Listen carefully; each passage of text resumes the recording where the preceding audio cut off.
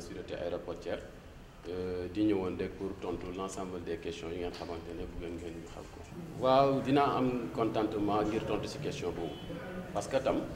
defe naa ne balaa nga wax feet dafay fekk nga tal feet TSA dafa nekk benn structure boo xamante ne bu xaw a doy waar la mooy doy waar ci naka la nga xam ne moo ko boole ak personnel am jéemu ci def benn effort ba pare di bluff di ngeen ma baal ci kàddu TSA suñu ministre de la tutelle bi fi jógee à savoir El Malick TSA da ko nax tegal ko loo xamante ne dara du ci dëgg la ñu waxoon ñun loolu mooy dëgg ñu wax leen ne revendication yi nga xamante ne les points yi nga xamante ne tegoon nañ ko mooy heure de travail yi les 12 heures de shift les femmes qui sont fatiguées jigéen ñi nga xamante ne elles exécutent des shifts de 8 heures de kii nii de 10 heures de temps bu ñuy ñibbi dañuy ñibbi seen bopp ñoom ñooy débrouiller ñibbi TSA du leen jël en charge du 18 heures la ñuy wàcc mais balaa ñoo egg seen kër 21 heures parce que duñ am oto bu leen di yóbbu benn ci loolu jigéen ñi ñu ngi def ay fausse couche ngeen baal ma ci kàddu gi TSA moo leen ko teg ndax 12 heures de temps d'affilée yu métti te doo gis xaalis doo gis dërëm loolu ba kañ nerf sciatique douleur lombaire yi hernie discale yi yooyu noonu ba kañ ñu di ko boole ak ay yenn kii yoo xamante ne nu mu tuddati prime de logement yi nga xamante ne waroon nañu ko jox mais dañu wax ministre bi ne ko dolli nañ prime de logement yi loolu noonu 20 000 francs yooyu noonu ñu dolli woon depuis 2022 lañ ko waroon dolli TSA wax ministre bi ne ko dolli nañ tax alors que dolli wuñ juróom-ñaar mais naka nga mën a nekkee ci structure bu mel noonu li nga xam ne moo la booleeg moom di accord d'établissement mën ko respecter benn yoon salle de repli salle d'opération pour ASA jël ay agent def leen ay OJT plus de 2 ans mënoo fexe ba ñu am situation bu mel bu gën c'est déplorable nekkul loo xamante ne mënoo nekk di ko dund nag nga ne da ngay continuer di def ay fête ñoom fête bi ñuy def ñoom ak ñi nga xamante ne ce sont leurs complices maanaam ñi nga xamante ne TSA daf leen defar ay promotion ñu mën a nekk si ñu neex TSA ñooñu ay seeni xaalis lañ ñun nous sommes des syndicalistes ñoom xaalis moo leen yëkkati ñun li nga xamante ne moom la personnel bi bëgg ci loolu lañ nekk fii may wax ak yéen nii suñu syndicat le syndicat des employés nous sommes aux environs de 500 mais wallahi azim les 300 agents acceptent de nous rejoindre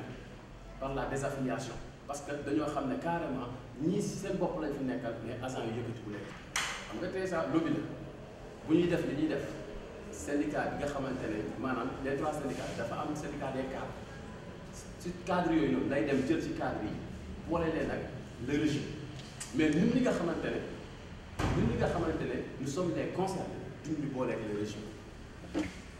maanaam su ko defee nag ñoom dañuy dem wax ce qui est en faveur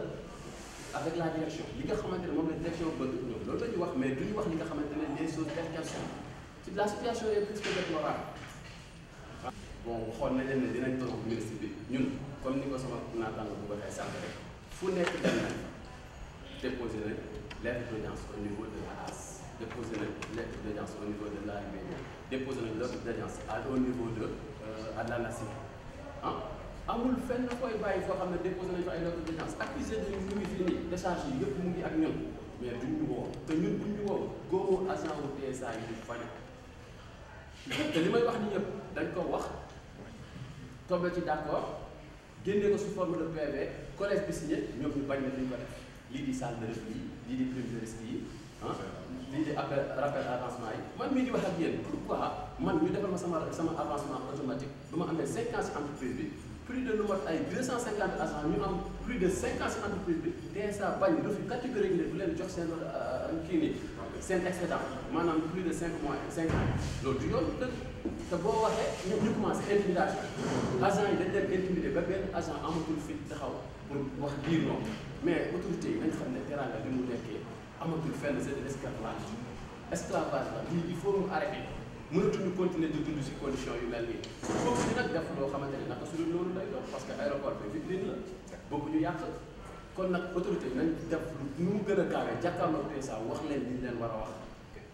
waaw dinañ leen jox maanaam délai boo xamante ne dinañ toog déglu autorité yi lan la ñuy wax bëgguñu def naka su dul noonu mais kat ba ñu dalee di woote ba tey yàgg na ñoom buñ ñu wuyuwul depuis daaw la woon ci avril ren tamit ñu ngi nii bu fekkee ne nag ñoom mënuñu recevoir ñu wax ak ñun ñaa ñuy waxal ñooñu direction moo leen di yónni la neex direction la ñuy wax ñi nga xamante ne PSA amee na leen xaalis rappel yoo xam ne plus de 9 mois plus de 7 mois ñii 8 mois ñii 5 mois muy avancement automatique ñooñu noonu mot nañ presque 200 ans te PSA fayu leen dërëm te ku si nekk amee na leen plus de 30 000 liñ nar a def moo di bëgguñu aéroport bi yëngatu te du yàgg dara bu ñu autorité woowu ñun ñii man Mouhamed Nazir Faye Mbaye Diagne Diaw Maguette Sy buñ ñu woow ñun liñ war a def dinañ ko def te nag nañ xam carrément ne amagul nag ñu ngi def nous sommes en phase de désaffiliation 300 agents pare nañ pour désaffilier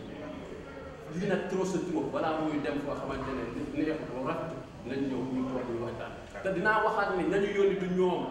ñi nga xam ne ñoom lañ bëgg pour tase ak ñoom du ñoom parce que ñooñu la neex direction bi lañ ko nekkee te dootuñ ko nangu.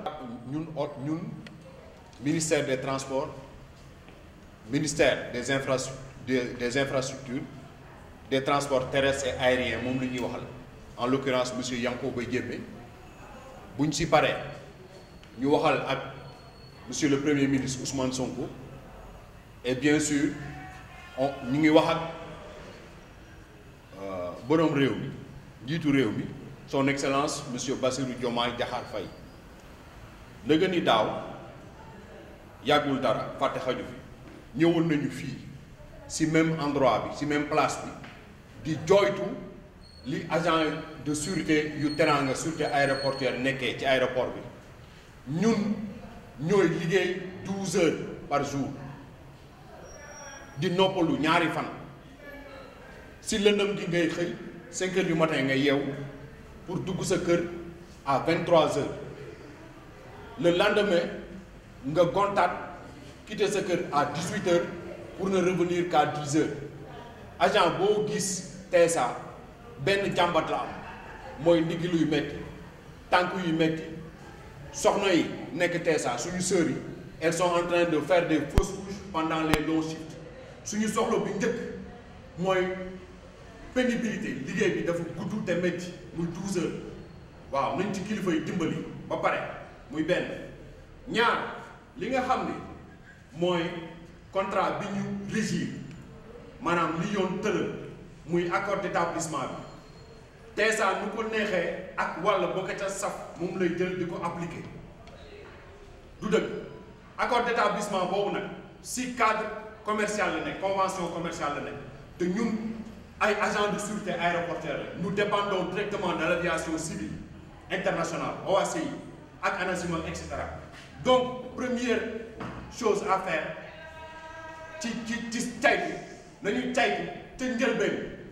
fan la TSA jaar ba jot ci marché sûreté bi ba pare loolu mooy wax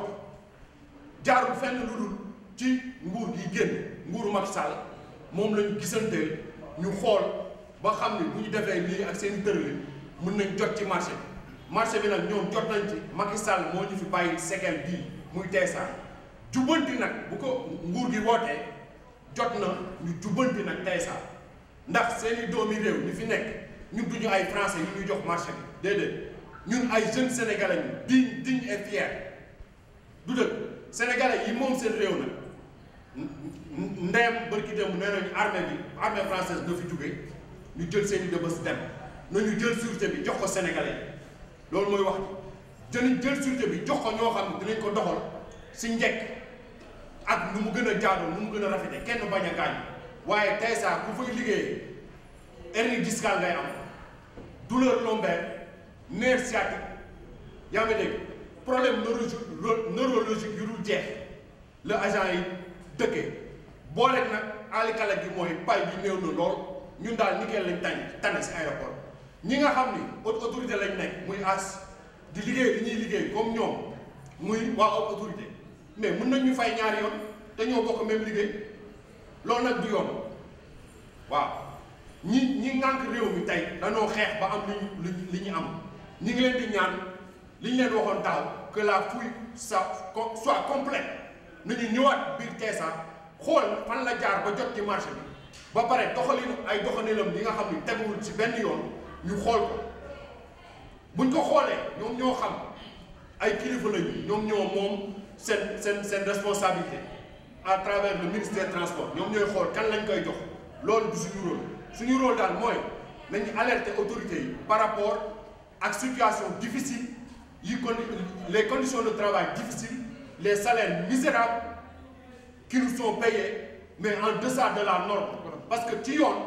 waruñu sax nekk ay convention commerciale convention aéroportuaire la ñu war a dugg muy benn ñaar ku wax ñu dàq man mi ngi wax bu seen pexe antu woon inspection régionale bu Thiès lañ ma yóbbu defar seen i dossier ne acca nañ lañ ko dàq ci biti ndokk yàlla ba la responsable du service de l'inspection régionale de Thiès mais c'est une dame de fer mu wax leen dëgg ne leen bàyyi leen jàmbur jotagu leen dara ndax délégué la rek comme ñeneen ñi ngeen bëgg koo créer dossier dàq ko ci lan maa ngi nii ba tey fi may wax ak yéen mise à pied laa nekk depuis mi-février ba léegi mënumaa liggéey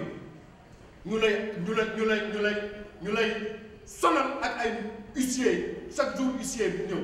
am kayit bu bees et cetera si njaboot si père de famille waaw ñun nag lu ñu mën mooy dénoncer mais avec vigueur ce qui se passe nguur gi jubanti la wax nañu jubanti tey saa ba mu jub xoj ndax waxuma la dëgg mais lumpu la def fu mu ne nii waaw c'est ce que j'avais à dire li ñu waxoon daaw moom lañ koy waxaat ren fouille bi ñuy defal ñun nit ñi ak passagers yi na ko nguur gi jël que la fouille soit complète au sein de la TSA loolu la ñu waxoon daaw dara changé wu fi à part acharnement discrimination ak intimidation looloo fi xew. Le nom c'est monsieur Sy Maguette, délégué du personnel. Cette division n'est rien d'autre qu'il y a une mésentente entre nous. Nous avons 3 syndicats au niveau de la TSA. Le syndicat des cadres, c'est le syndicat avec qui la TSA fait des compromis, et ce qui n'est pas du tout acceptable. Nous, en tant que délégués, nous représentons dignement les agents. Nous sommes les délégués de la base. Mais comme quoi que la TSA met en profit l'autre syndicat, c'est-à-dire le syndicat des cadres. Alors que nous sommes la majorité, nous, les délégués de la base, presque la quasi-totalité du personnel sont avec nous. Raison pour laquelle, comme tous les points des réunions évacués, comme tous les points des réunions qui sont à la table de négociation ne sont pas évacués, comment est-ce que nous pouvons être en fait? Je me demande, mais c'est un paradoxe. Nous ne pouvons pas être en fait. Même si nous ne sommes pas invités, nous sommes exclus de cette fête-là. Ce que nous devrions recevoir pour cette fête, nous ne l'avons pas reçu. D'accord? Nous ne l'avons pas reçu, mais on va dire quand même les choses telles qu'elles sont pour que tout le monde soit au même niveau d'information. Évidemment, nous avons déposé pas mal de lettres d'audience. Nous avons déposé une lettre d'audience au niveau de l'AIBD, de la direction de l'AIBD, une lettre d'audience au niveau de la direction de l'ANACIM, une lettre d'audience au niveau de la direction de la AS. Et nous avons des décharges avec nous, mais nous n'avons pas été appelés jusqu'à présent. Et ce qui n'est pas normal. Eux, réellement, s'ils étaient en train de travailler, ils auraient dû nous appeler pour voir c'est quoi exactement le problème.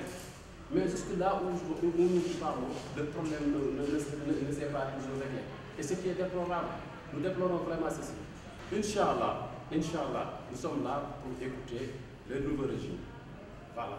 Certes, le message sera bien véhiculé, mais il va falloir qu'on donne un ultimatum. À savoir, si d'ici peu de temps, les autorités de ce pays n'arriveront pas à régler notre problème, nous savons pertinemment que la réforme est une vitrine. On va essayer de passer à une vitesse supérieure. Parce que ce n'est pas du tout normal que nous sommes là à avoir des rémunérations qui ne sont pas dignes d'un agent de sûreté. Je n'ose pas vous dire mon indemnité de logement. À la place de l'indemnité de logement, ils ont mis prime de logement. C'est médiocre. Je n'ose pas vous le dire. Ce qui est déplorable. Notre prime de risque, ça a été motivé depuis fort longtemps. Et jusque-là, ils n'ont pas donné notre prime de risque. Et ils ont cacheté et fait l'ampliation au niveau de l'inspection du travail, disant qu'ils vont faire la prime de risque, qu'ils vont octroyer la prime de risque depuis le janvier 2025. Et ceci n'a pas été fait jusqu'à l'heure où je vous parle. Est-ce que vous trouvez ceci normal? C'est ça la TSA. Il faut que les autorités soient au courant de tout ce qui se passe à la TSA. Et s'ils veulent rencontrer, ils n'ont pas à rencontrer les délégués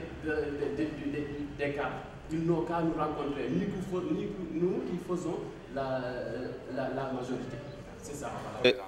Merci, chers journalistes, d'avoir répondu présent. Tout d'abord, je me présente. Je m'appelle Mbaye Diagne Diaw. Je suis un représentant des délégués du personnel de Teranga Sûreté. Nous vous avons invité aujourd'hui afin de pouvoir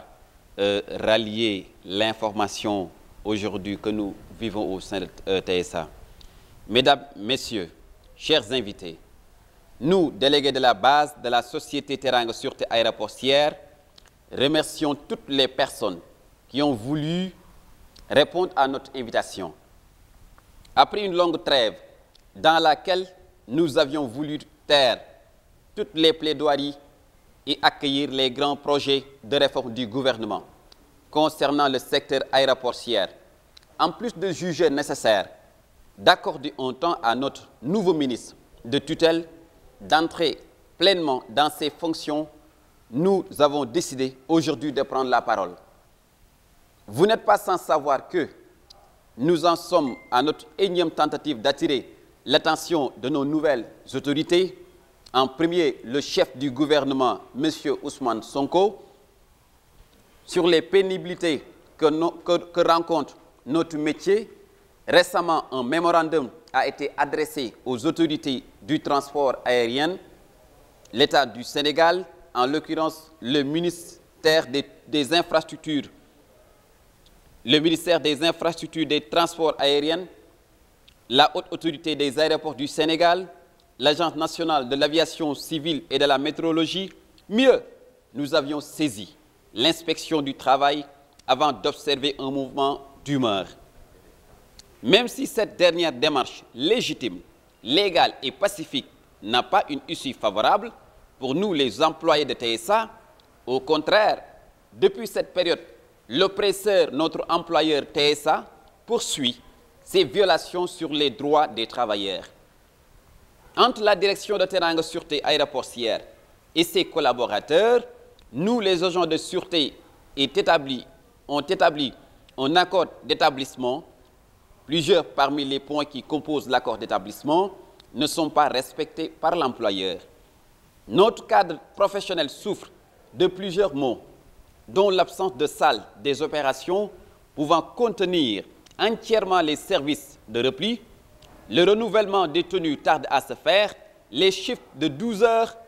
jugés trop longs matin et soir gangrènent la santé de l'agent de sûreté. Les revenus sont précaires, les négociations sur les primes de risque sont à la traîne. La prise en charge médicale ne couvre pas les véritables urgences. Mesdames, Messieurs, le mémorandum que nous avons adressé aux autorités revient largement sur l'ensemble de nos plaidoiries.